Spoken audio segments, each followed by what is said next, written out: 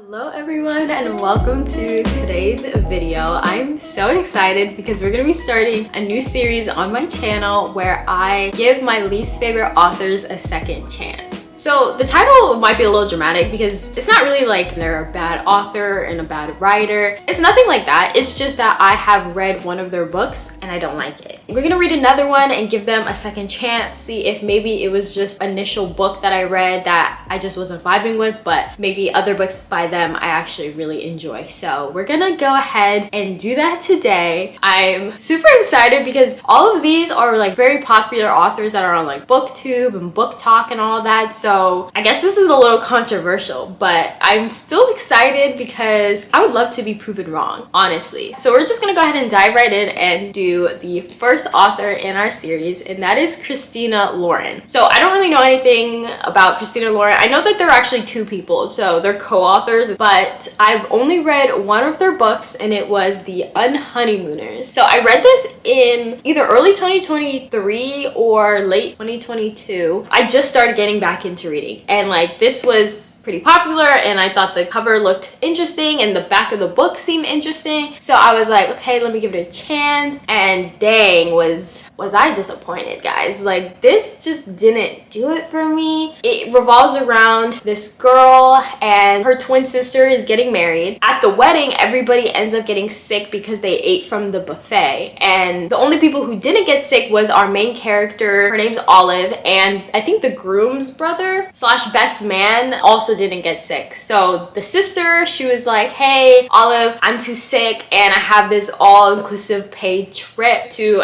where is it? To Maui. And like the sister can't go, so she says, hey Olive, just go and enjoy your time so like somebody can enjoy it. And they're twins, so like she has to pretend to be her twin sister in order for them to go on this trip. And she ends up having to also bring the best man because this is supposed to be a honeymoon. So there's like an element of fake dating as well. So I was like, oh shoot, I love fake dating, and it's like an enemies to lovers situation because she does not like him, and eventually we find out why she doesn't like this. Based on the back of the book, I was kind of like, oh, this sounds great, this is my cup of tea, but it just wasn't. Like, for one, I felt like the dialogue was really cringy. Like I felt like they tried too hard to be funny and it just fell flat, and I felt secondhand embarrassment. Like there were so many times where I closed the book and just like took a deep breath because I was like, oh, this is making me feel really uncomfortable. And the banter, like I felt like it was kind of poorly written, and it just seemed like they were trying too hard, especially the girl, to be funny. And also eventually when we find out why they don't like each other, when I tell you it was the stupidest reason, it really was the stupidest reason, and it made me really upset. So yeah. And also it was one of those books where like they are 30 years old but then they act like they're like teenagers, which if you know is like one of my biggest pet peeves. Watch that video I made about like my bookish icks and pet peeves. But yeah, they're I think like 30 or something, act like they're children, have the biggest miscommunication ever, and a lot of things that happen seem very unrealistic to me. You know what, it doesn't matter. Either way, I didn't like this. This was like a 1 star. So I thought it'd be fun to get another book by Christina Lauren, one that I've heard so many good things about. So I went ahead and got it ordered on Amazon, which is kind of an annoying short story, but like I went to Target and Walmart and was looking for the books that I literally know they had them in stock because the other day I went and there were like so many. All of a sudden when I want to buy it, it's not in stock. But anyways, I just Amazoned it really quickly. So we're gonna do a little unboxing and we're gonna reveal what book I decided to give a second chance to.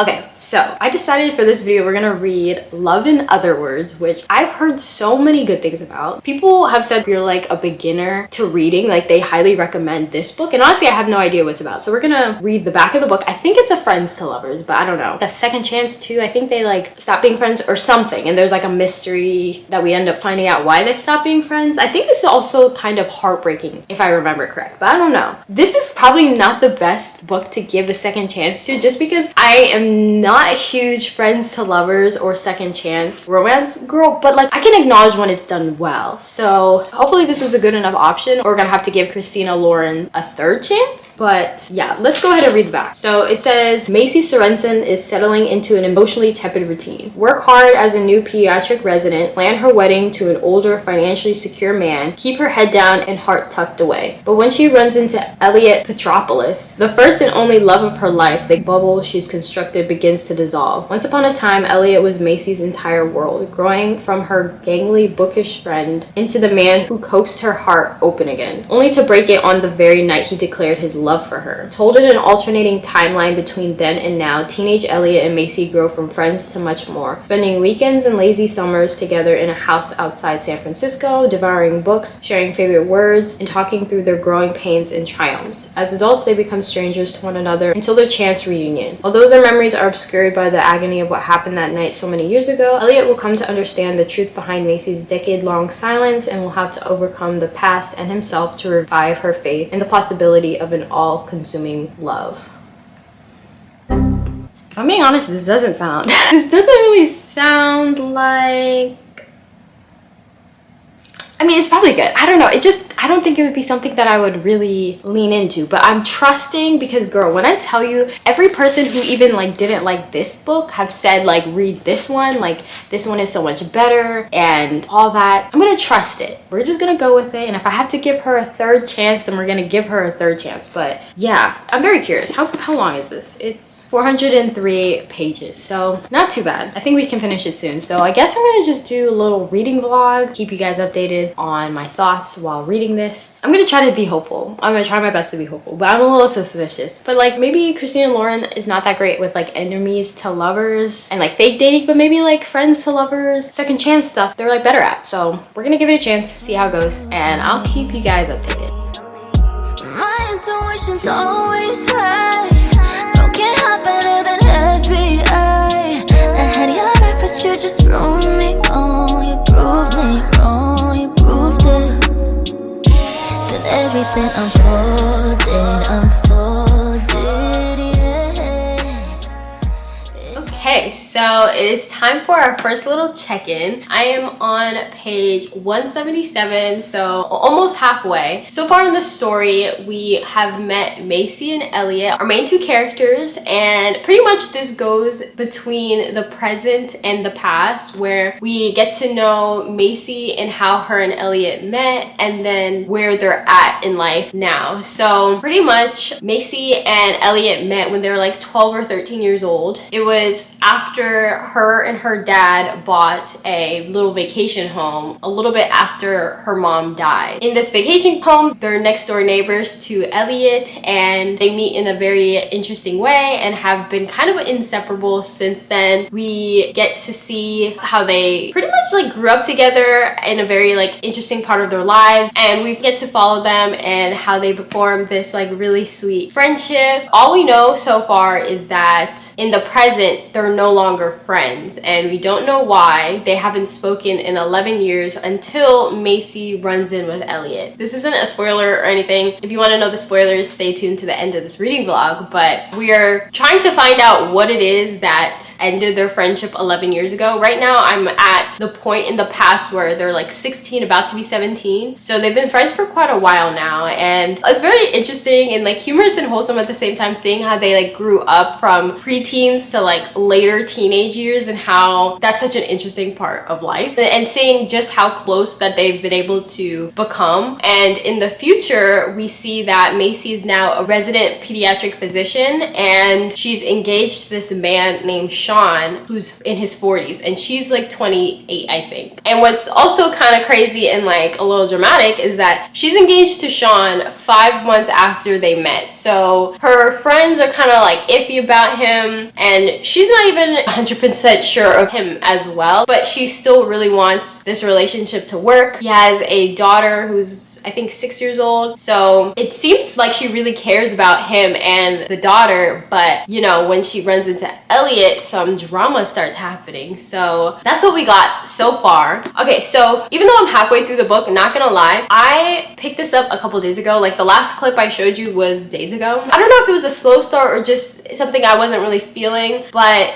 I read a couple chapters and then put it down and haven't picked it up for a couple days until last night, and that's where the bulk of this came from. I don't know if it's because initially, you know, like we don't know much about Macy or Elliot or their families or anything like that, so like the back and forth and her dilemmas and her problems, I didn't really care. together didn't really mean much to me. But now that we're at the point where I know a lot about her and I know a lot about Elliot and the relationship, I care a lot. And like there's not even like so much going on. Like for the most part, we're just going through their day-to-day lives, but trying to find out why they're not friends and they haven't spoken for 11 years. I'm so curious about that. And then also at the same time, I'm really curious to see when that spark from friends to lovers happened when they were teenagers. So I feel like no matter what, like going from the past to the present, I'm invested, and we left off somewhere that I'm really interested in finding out, which is really great because I was kind of scared of that. I'm not a huge past to present fan. I haven't read a lot of books like that, but one that I did, I absolutely hated and I felt like it was absolutely pointless. So I'm glad that so far this is doing really well. But let me share with you some of my fears. So first thing is that I'm so scared that the reason they haven't been friends for 11 years is some big stupid misunderstanding. Like I'm terrified of that happening, and it will make my rating for this like plummet if it's something really stupid. It seems so far like a better version of People We Meet on Vacation, which I gave a 1 star because it was a back and forth past to present situation. 2 friends, they haven't talked in 10 years and we find out why. It's literally like the same thing, but that reason was so stupid. So expect Emily Henry to be in this series at some point. But I'm just so scared that the reason they're not friends is gonna be something stupid, because so far I'm honestly really enjoying it and I can see why people like it. It just seems like such a nice wholesome read, and it's so different than the Unhoneymooners. It feels like completely different authors, and I don't know if it's because this is written by 2 women and like maybe one takes the lead on one book and it's not maybe 100% 50-50. I don't know, but like this book is so much better and unrecognizable to the Unhoneymooners, if I'm being honest. So I don't trust that like I have trust issues is pretty much what I'm trying to say. I feel like I have some hope. Also, I don't remember if I've heard people say that this book made them cry, but for some reason I feel like this book might make me cry. Not 100% sure, but like I feel like it might make me cry. There's been some scenes where like just knowing Macy in her past and her experience with grief is kind of emotional, and also how Elliot like handles things and says things to her. I was kind of like, that is so sweet. I don't know if I was close to crying, but I definitely was like, oh wow, this is tugging on something right now. So we'll stay tuned, see if I cry. We'll see if the twist and the conflict or whatever, the reason that they're not friends anymore, is worth it and not something stupid. But I feel like maybe I'm having my expectations too high, because I don't even know what would be a good enough reason of being like, oh yeah, 11 years you don't talk anymore, because right now they're like kind of rekindling some type of friendship, but like I'm trying to fathom what that thing could have happened that made them not talk for 11 years, but then makes it kind of easy for them to make a decision to rekindle that friendship. I don't know, but I guess we'll find out. I'm gonna keep reading and then I might come back and give you an update by tonight. But so far I'm liking it, and that's crazy because I'm not really a friends to lovers, second chance type of person, but this book eats. So I will catch you guys up later when something interesting happens. So a couple things have happened. For one, it's, I don't know if you can see that, it's 1:10 in the morning and I really need to go to bed, but I wanted to do a quick little update. For one, we are now at the point where the past and the present are starting to line up, and we're about to get all the questions to our answers. All the answers to our questions. In the past, everything's looking good, but we're about to find out what went to crap. But in the present, we're about to get their confession, I guess, or more backstory about what happened the following years after their big falling out, because we got some clues that following their falling out, Elliot really struggled with some stuff, and I'm really curious about what that was. I'm curious if that's what's gonna break my heart and make me cry. I don't know, but I'm on page 333. So we only have like 70 more pages left, and so I desperately want to finish this book. But like I said, it's 1 in the morning and it's a Monday night. Well, it's Tuesday now, so a Tuesday morning. And I got work tomorrow, so I can't just read even though I desperately want to. If I did not have anything to do in the morning, I would have finished this book. so far so good. Honestly, I have no idea how I'm gonna rate this book. Definitely, like I said earlier, the conflict is gonna play a key role in that, but I never read a book that was just so simple. Like, so far the writing, the storyline has just been very simple. Not a lot of complicated backstories and extra stuff. Like, what you see kind of is what you get, but then of course there's that element of what was the falling out and what occurred 11 years ago. So very interested to see what that all is about. Also, y'all know that I don't care about friends to lovers or second chance romances, but I think I'm gonna have to add a caveat to that. So you know how like in some books it starts off with a one night stand, or they do a one night stand and then we follow their complicated situationship afterwards? I hate that so much. But with this, like, yeah, we established that they're each other's first loves, but because we're seeing them fall in love and grow up, it doesn't feel like a bad type of second chance to me. Like, because I'm anticipating like, oh my god, they're getting feelings, like things are progressing. Like, it's still very much a slow burn, which I feel like with second chances, I don't know, I guess I just don't.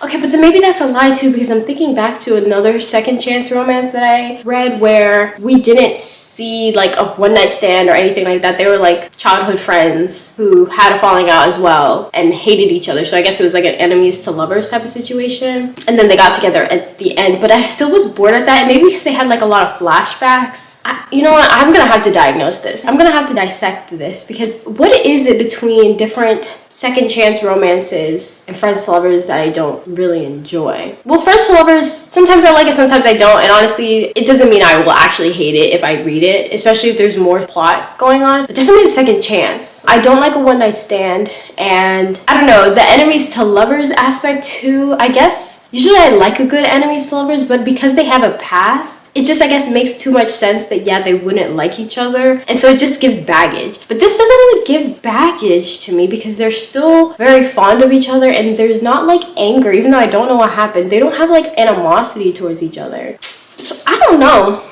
Isn't this fun though? Like, the more I read books, the more I am learning more about myself and the things that I like. And I like how, so far I'm really liking the second chance romance, and I have not really read a second chance romance that I've enjoyed so far. So I am definitely evolving as a reader, which is super exciting. And also what's cool about this is because we're going back and forth between the past, like their preteen and teenage years, it's very relatable in a way, because I'm getting memories of how I thought back when I was a kid and when I was a teenager, like regarding relationships, friendships, petty things that felt like heavy stuff that actually aren't that serious, and how relationships were so shiny and the cool thing or whatever. And now that I am, is 24, mid-20s, I don't like the sound of that. Anyways, but now that I'm in my 20s, comparing how I am now versus when I was a kid is so different. And same thing with this book, because we're going back and forth, like seeing them be so different now is so interesting and relatable, and I really like that. And I just feel like so far this is just a very easy, simple read. I can see why people recommend this if you're just starting out with reading, because it's so straightforward, nothing complicated, the writing is good, very sweet, and all that. So anyways, I've been talking for way too long. I need to go to sleep, so I'm gonna pick this back up in the morning. Hopefully I can finish it before I have stuff to do, and if I have time I'll update you, especially if the conflict is good. I pray, guys, like if this conflict ruins everything for me, I'm gonna be so disappointed, and we're gonna have to give Christina Lauren maybe a third chance. I have high hopes and I don't want this to disappoint. So yeah, I'm gonna go to bed, but I will catch you guys in my next clip, hopefully with some good news. So we finished the book and I have a lot of thoughts, so let's just go ahead and get started with it. This section is going to be spoiler free, so we're just going to be talking about my thoughts without anything to ruin the book for you. But if you want to know my spoilers, wait to the end, because then I will be saying my specific thoughts and things that I liked, didn't like, and all that stuff. So just a quick little recap with our little book, Love in Other Words. We have our main characters, Macy and Elliot. They were friends since they were like 12, 13 to age like 17. And now for whatever reason they stopped communicating after that. Now they're 28, 29, and they just ran into each other. So the more they like see each other, the more there's like this elephant in the room that they really need to discuss, and we are trying to find out what is the reason that they stopped talking. So we're going between different timelines of the present and the past, and eventually find out the big reason why they stopped being friends. So my first reaction when I started reading was that I thought the book was kind of slow, initially, and I don't know, it just felt like because we start off already knowing that our main girl Macy has baggage, I just didn't care.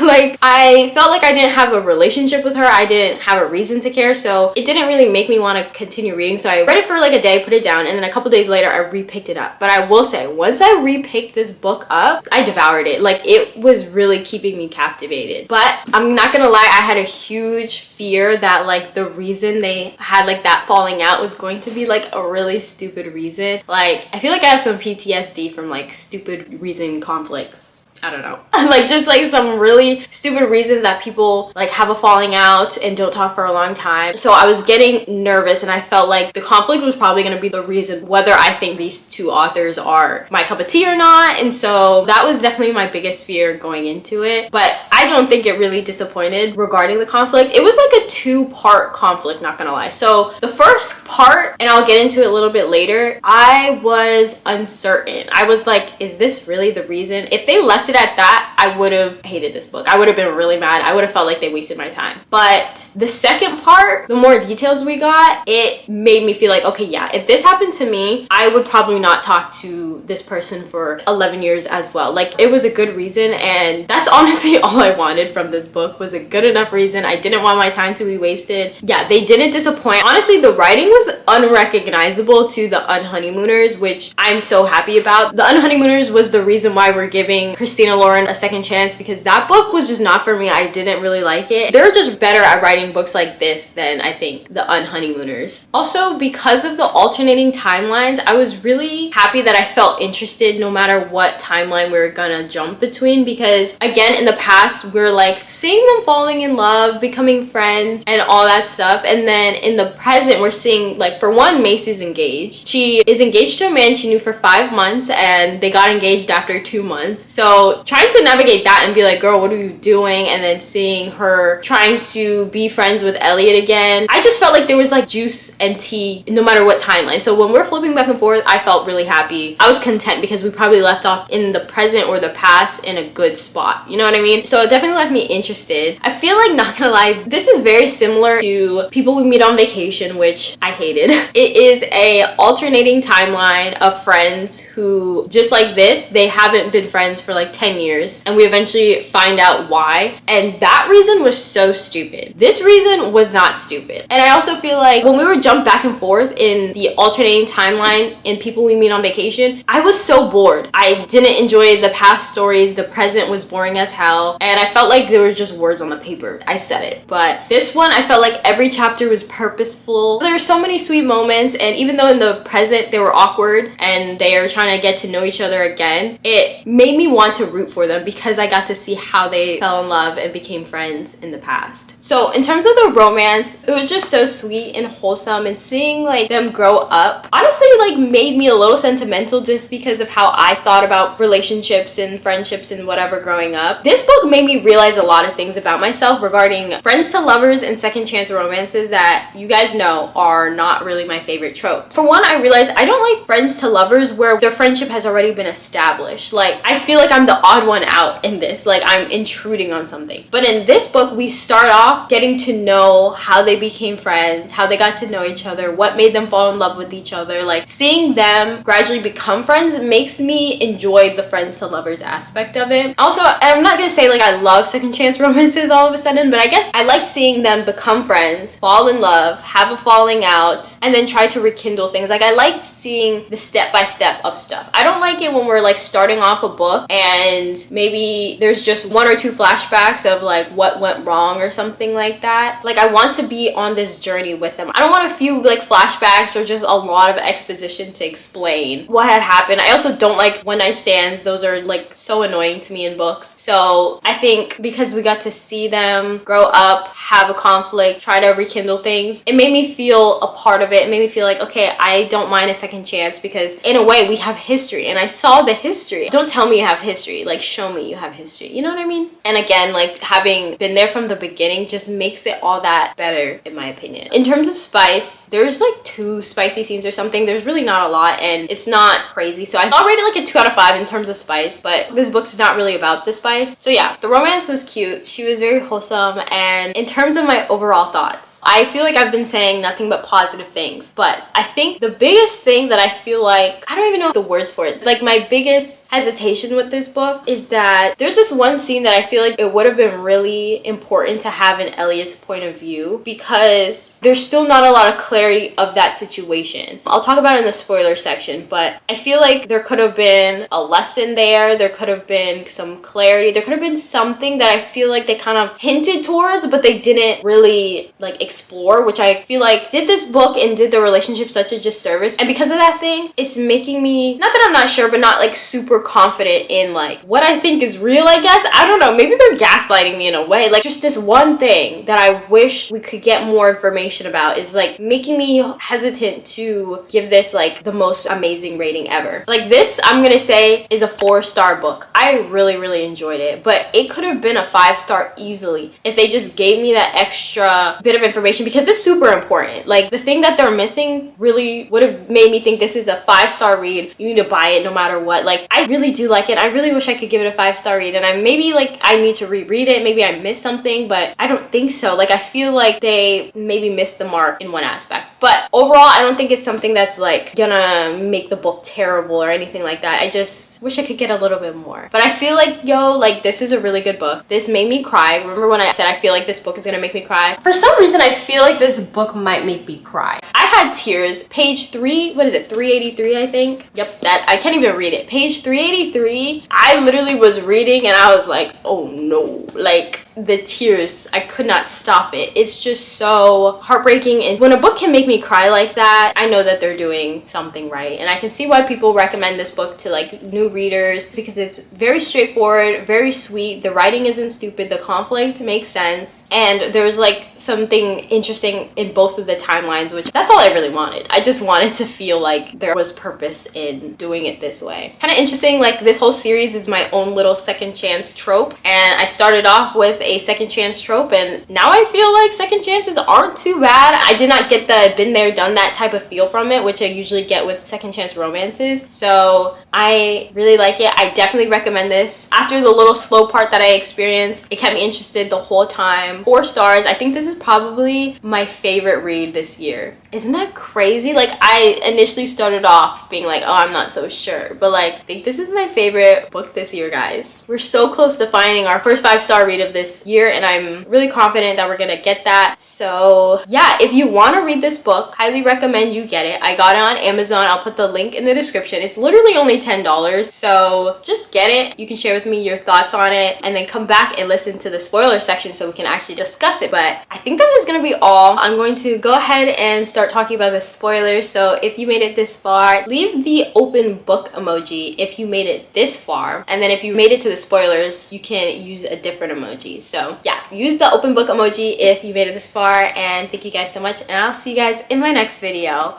But if you want to hear the spoilers for this book, then just keep on watching. Okay, so honestly, I only have one big thing that I really have to discuss, and that is regarding Elliot. So if you haven't read the book, the whole fallout is, it's New Year's Eve. Elliot calls Macy. He's like emotional and he's drunk. He's telling her he loves her. He's telling her he wants her to marry him. Like, he's literally proposing to her over the phone, and he wants her to come over, but they live so far apart. So she says she can't, and then they end the phone call, and then somehow she convinces her dad for her to come visit him. She goes and she finds him in an entanglement with another girl that he said don't worry about, like there's nothing going on there. She sees him like that and she just leaves. He's knocked out, so she doesn't talk to him or anything. She goes to her vacation home where she met Elliot, which is close by, and she forgets to text her dad that she's safe and she made it. So in the morning, her dad shows up and he finds her, and she's saying how Elliot hurt her. So her dad is like, okay, let's just go home. And while driving, her dad is so like worried about her. He keeps looking over at her, making sure she's okay, that he misses some car cutting them off, and they end up getting into a really bad car accident, and her father dies. And so Macy already lost her mother at a young age, and so now she just lost her father, and she also lost Elliot. So she's going through a lot. And honestly, this is what made me like cry so much, because I was like, dang, like how much hurt can you experience, you know what I mean? Especially at such a short time and like a young age, because she's like 17 at this time. So she feels some guilt because she feels like she should have texted him, she should have like done so many things differently so this situation didn't happen. And she also has some blame as well on Elliot. Like there's a lot going through her head. So she's like, I'm not going to talk to this man ever again, which is valid. Like if I saw someone cheating on me, I'm not going to try to talk to them again. But here's where the misunderstanding happens, and this is where I'm like, they really should have like talked about this more. Like from Elliot's point of view, he didn't know what happened. He thought that he was getting involved with Macy during this entanglement. Like he thought it was Macy, and he was confused because Macy wasn't picking up any of his calls, and he was like worrying like what's going on, because they're boyfriend and girlfriend at this time. And then it wasn't until a few days later his friend told him like, oh, she's probably not talking to you because she saw you entangled with a different girl. So he was pretty much saying this whole time that, you know, he made a mistake, and everyone's saying he made a mistake. And on one hand, I felt like there wasn't much clarity about, was this a mistake and he cheated, or was he SA'd? Like, was there some type of inappropriate thing going on with him when he was intoxicated? Like, the girl that he was entangled with, she really liked him. She wasn't a good person. And so it felt like they were hinting like she took advantage of him while he was drunk and in that state, because he couldn't even register what was going on. He was like almost hallucinating in a way because he thought that was Macy. And maybe she was telling him she was Macy. And that's why I feel like we should have had that flashback in Elliot's point of view. Like we should have been seeing what actually happened, because I don't know what to believe. They didn't really give us much information or clarify, this is wrong, this isn't your fault, Elliot, versus he made a mistake and he didn't mean to cheat. You know what I mean? Because I have such different feelings now towards Elliot, because there's been no clarity on that. Like on one hand, if he was taken advantage of, then this book just gets all that much more sad. That makes me feel so heartbroken for both characters. It makes me feel so much because it was such a bad misunderstanding, and it's like sad that it took them that long to rekindle because of something that was neither of their faults. But on the other hand, if he cheated, I don't care about Elliot anymore. Like, you know what I mean? Like, I don't care what his excuses was, if he, like, actually cheated. Like, I don't know how much I believe, like, oh, I thought it was you. Like, what if the girl that he was entangled with wasn't thinking he was drunk? What if she thought he was sober? What if he was telling her things that made her think he wanted her, and it was just him acting on his own accord and gave his consent because he was the person initiating stuff? So in that case, yeah, you're drunk, but like, I'm sorry if I'm with somebody and they're drunk and they still cheat on me. That doesn't excuse it. So I just felt like they really should have like cleared that up and let us know if this was a unfortunate situation that happened where he was taken advantage of, or if he just cheated. You know what I mean? Like, I feel like in situations like this, if it was a girl, people would have went in being like, this was not okay, this was something that was not your fault and all that stuff. But because like, I feel like male victims aren't really talked about as much, it's not really given as much support, I feel like, as women victims. Like, it just made me feel like it wasn't taken as seriously because he was a man, maybe. I don't know. If that was the case, I am really upset that the authors didn't dissect that more. I feel like if we did get more information, this would have easily been a 5-star every day, all day, no matter what. But because there's been no clarity on that, I can't, unfortunately, give this a 5-star. But I really liked it, guys. I feel like it was just such a sweet romance and explains a lot about why Macy was in that relationship with Sean, because she didn't want to feel attached to someone just for them to leave again or for her to lose them. She lost her mother, Elliot, her father, like in such a short time span, and I can see why I would have my guard up as well. Because sometimes I feel like authors be like making characters do self-sabotaging things, and the reasoning, it makes no sense and it's stupid and I hate it. So anyways, let me know what book you guys would like me to give a second chance and I will add it to the list. But I am really glad I'm doing this series. I hope you guys enjoyed it. If you made it this far, leave the stack of books emoji so I know that you made it to the spoilers. But other than that, thank you guys so much for watching and I'll see you next time. Bye!